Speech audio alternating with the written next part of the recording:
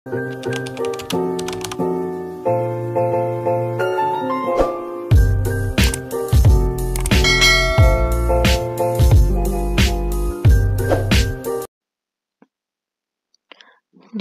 mafia tampan bab 31.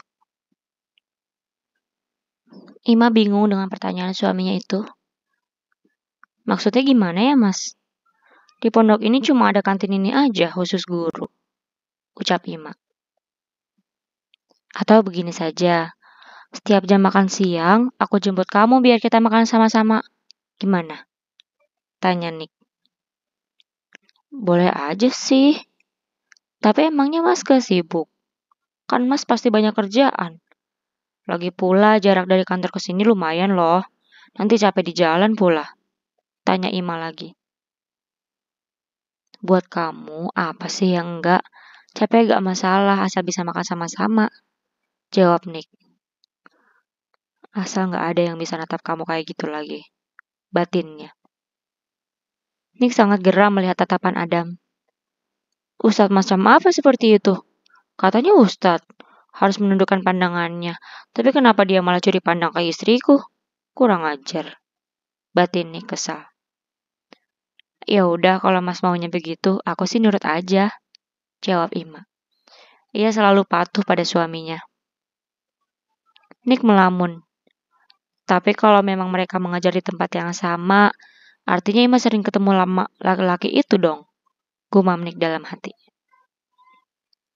Mas, panggil Ima. Iya. Ya udah, nanti aku pulang cepat. Kamu jam 4 udah sampai rumah kan? Tanya Nick. Ia tidak ingin istrinya berlama-lama di pondok. Insya Allah udah mas. Aku jam 3 juga udah selesai. Jawab Ima. Syukurlah, sampai ketemu di rumah ya sayang. Ucap Nick. Iya, mas juga hati-hati di sana. Selamat bekerja suamiku. Sahut Ima. Terima kasih sayang. See you. Assalamualaikum. Nick yang melupakan hal itu pun langsung menjawabnya. Waalaikumsalam. Panggilan terputus. Cie, yang udah nikah. Mesra banget. Ledek salah seorang ustazah yang bernama Aini itu. Dek Aini, saya jadi malu. Ucap Ima. Ia terlalu asik berbincang dengan suaminya. Sampai lupa bahwa sebelahnya ada orang lain. Iya, gak apa-apa mbak. Saya maklum kok. Mungkin nanti kalau sudah menikah juga akan seperti itu. Jawab Aini. Amin. Saya doakan semoga bisa segera bertemu dengan jodohnya ya. Hehe. Jawab Ima. Aini hanya tersenyum, kemudian yang melirik sekilas ke arah Adam, dan ternyata Adam malah sibuk mencuri pandang ke arah Ima. Sayangnya jodoh yang aku harapkan malah mengharapkan orang lain. Batin ustazah itu. Ternyata selama ini ustazah Aini pun diam-diam menyukai Ustadz Azam. Namun sebagai wanita, ia tidak mungkin menyatakan cintanya lebih dulu terhadap Adam. Apalagi Aini tahu bahwa Adam menyukai Ima. Kalau begitu saya duluan ya dek, ucap Ima. Ia pun bangkit dari tempat duduknya. Oh iya, silakan mbak, jawab Aini.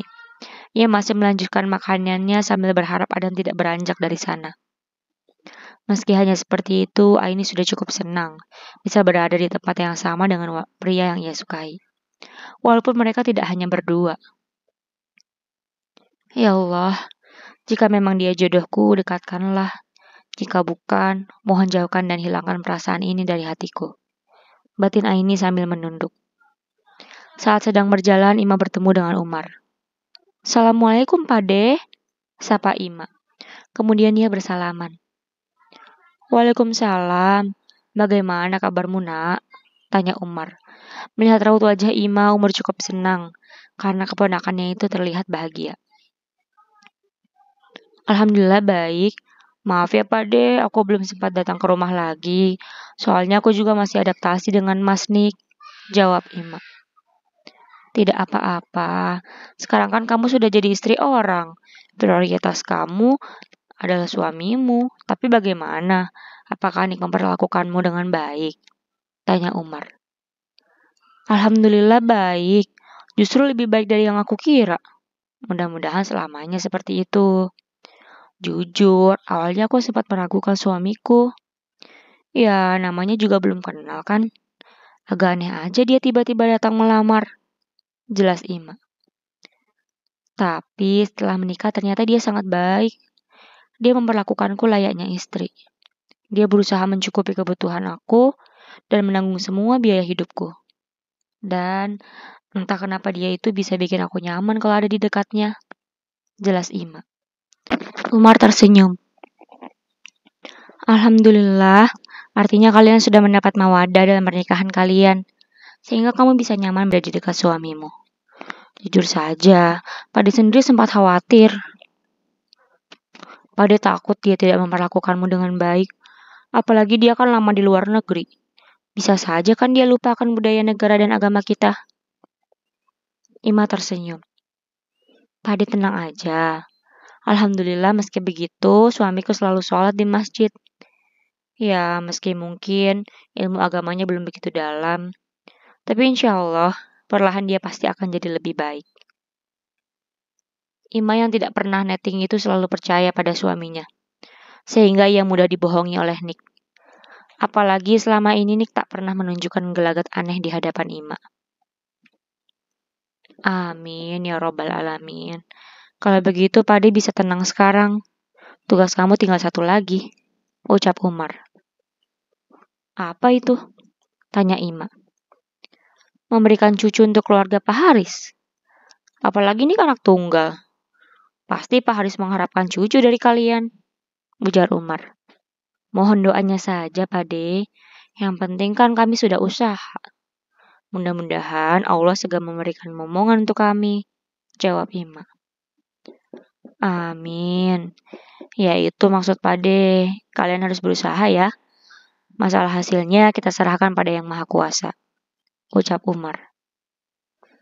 Amin, qabul ya Rob, ucap Ima sambil mengangkat kedua tangannya lalu mengusapkan ke wajah.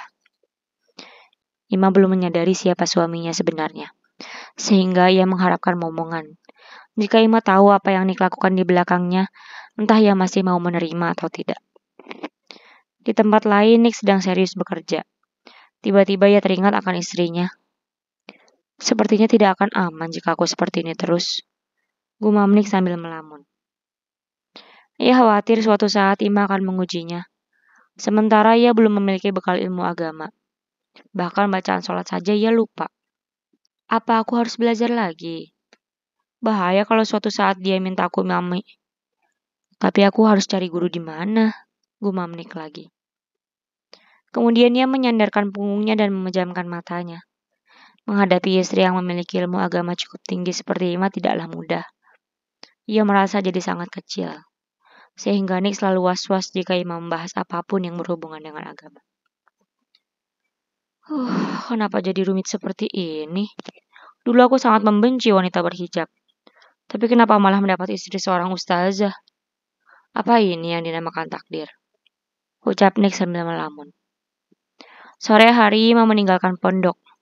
Ia pulang tepat waktu karena tidak ingin terlambat sampai di rumah. Saat mobil Ima keluar dari pondok, ia tidak sadar ada orang lain yang sedang mengintainya.